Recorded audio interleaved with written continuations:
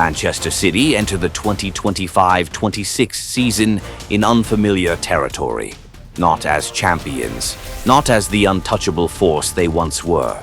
For the first time since Pep Guardiola set foot in England, City begin a campaign with something to prove, their very identity as a dominant power in question. Last season was a nightmare by their standards.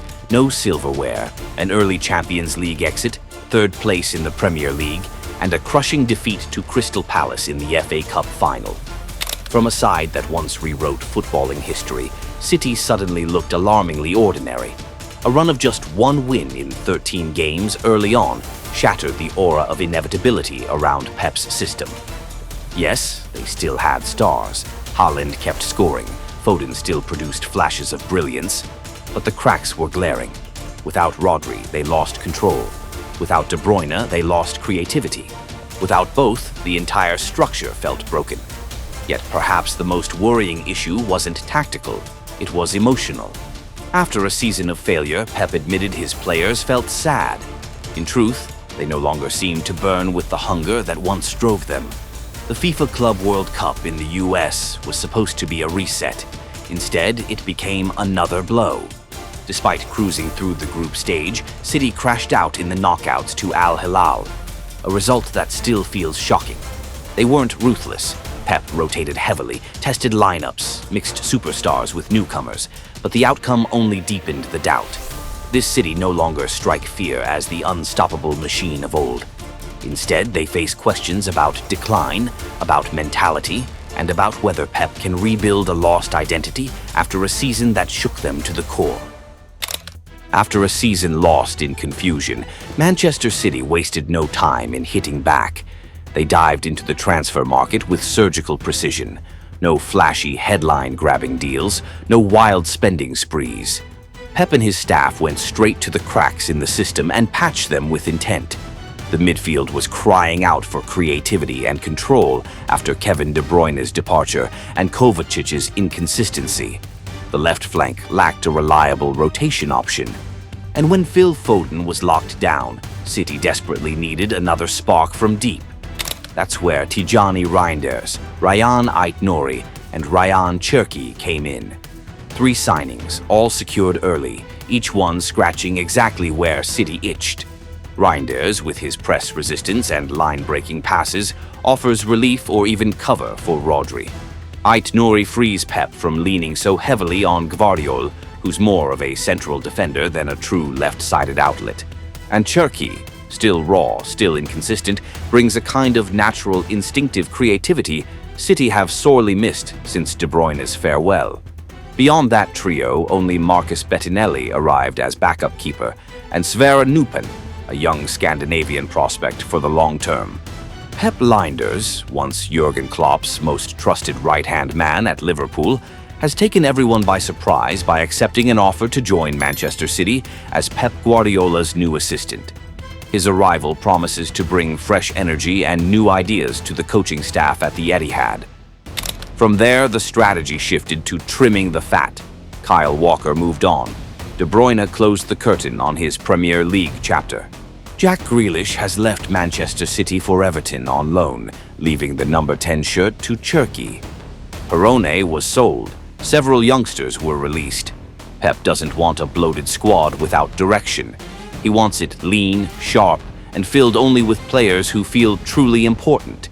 City didn't make many moves, but every single one was calculated, and that perhaps is the most dangerous thing of all. As deadline day drama rolled in, the market kept buzzing. Savinho looks set to depart, with Tottenham circling. His exit would be a blow in attack, but also a chance to upgrade. City are reportedly eyeing Real Madrid's Rodrigo, whose pace, dribbling, and versatility could inject new life into Pep's front line. And in goal, Gianluigi Donnarumma, unsettled at PSG, has been linked as a possible replacement for Ederson. A signal that City might be ready to rebuild not just their outfield, but their last line of defense as well. With new signings secured, the squad trimmed down, and no one sulking in the dressing room over game time, Pep Guardiola moved on to the most crucial phase of Manchester City's rebirth: tactical reinvention. Last season wasn't about City playing badly. It was about them becoming far too predictable. The familiar 3-2-4-1, Rodri anchoring the spine, fullbacks tucking inside, Foden overloading the left, and Haaland waiting to finish up top. Opponents had studied it to the smallest detail, and without Rodri or De Bruyne, the entire machine collapsed. Pep knew it better than anyone, which is why this summer wasn't just about transfers, but about preparing for an upgrade. At the FIFA Club World Cup, the first signs were there. Reinders was pushed into a true left-sided number 8 role, something neither Kovacic nor Nunez ever offered last season. Ait-Nouri operated not as a hybrid centre-back like Guardiola, but as a modern fullback, stretching the pitch wide in the build-up. Cherki floated between roles, sometimes as a number 10, sometimes dropping deeper to knit play through the middle. The tweaks didn't immediately bring stability, but they sent a clear warning. Pep is preparing a new City, more complex, less predictable, and Pep himself is no longer the untouchable figure of 2021 to 2023. He's already announced that he will step away once his contract ends in June 2027. The 2026-27 season will almost certainly be his last. When a coach like Guardiola declares the end is near, it's not just a resignation, it's the closing of a dynasty, the end of a cycle, perhaps even the end of an era in modern football. After a season of being dissected to the bone, Pep no longer seems interested in clinging to the old blueprint. Instead, he is quietly building a new framework around 3 pillars: pace, fluidity, and central pressure. Look at City's projected 11 for 2025-26, and you see it clearly. This is no longer the mechanical, programmed version of Manchester City. This is a side designed to be unstable, unpredictable, and exactly as Pep wants it. A puzzle the rest of football can't solve. At the back, James Trafford looks set to take over as the new number 1 in goal. A decision with the weight of succession behind it. Rico Lewis has emerged as the central cog in City's build-up play. No longer just the promising youngster, Lewis is now Pep's first-choice right-back, playing as a true hybrid, stepping wide when needed, but also drifting inside as an auxiliary number 6. Ruben Dias and Joško Gvardiol remain the defensive pillars, with Gvardiol allowed to shift left and cover whenever Ait-Nouri pushes forward as a genuine wingback. But the heartbeat of this new City is the pairing of Rodri and Reinders. Last season, Rodri was left with no one to share the load. This time, he has a midfield partner built to last, one who sets the rhythm. Reinders operates slightly to the right, breaking the first line of pressure and contributing to City's own counter-press when possession is lost. Rodri still runs the system like the master processor he is, but for the first time in years, the burden has been eased. Ahead of them lie 3 tactical wildcards: Doku, Cherki, and Omar Marmoush. Doku remains the chaos bringer, City's dribbler who slices through defenses. Cherki, unpredictable and instinctive, takes on the role of a free-roaming number 10, drifting across the lines, unlocking spaces. And then there's the surprise package, Omar Marmoush, a forward who can play left wing or as a supporting striker. Marmoush slots in off the left, pressing relentlessly, bursting into the box, and giving City a new edge in transitions. With this setup, Pep can morph seamlessly between a 3-2-5 in attack and a 4-4-2 out of possession. The shape may look simple on paper, but the in-game variations are endless. This isn't just another formation. This feels like Pep Guardiola's final tactical manifesto. Which is why, if there's one realistic target for Manchester City this season, it's to finish well, in every sense of the phrase.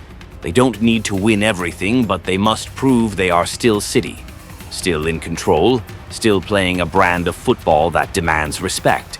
The Premier League title is the most tangible goal. Liverpool snatched the crown last season, but with a refreshed squad and a new tactical structure, City have every reason to believe they can reclaim it. Not with the overwhelming force of a runaway train, but with the resilience, control, and authority of true champions. As for the Champions League, Pep often says that trophy isn't the sole reason he coaches. But reaching the semi-finals, or even the final again, would be a crucial marker. Proof that this team didn't just touch the summit once, only to fade away. There's no obsession to win at all costs, but there is no room for another early collapse either. Not for the club's reputation and not for Pep's legacy. Every choice Pep makes this season, whether it's reshaping his tactics, trusting youth, or trimming the squad, serves one higher purpose: to leave behind a foundation strong enough for City to keep thriving without him. A Manchester City that doesn't live or die by individuals, that doesn't collapse after farewells, but transitions smoothly into its next chapter. Pep knows he doesn't need another quadruple. What he needs is to ensure City finish at the right peak, with strength, with control, with the unmistakable stamp of a champion.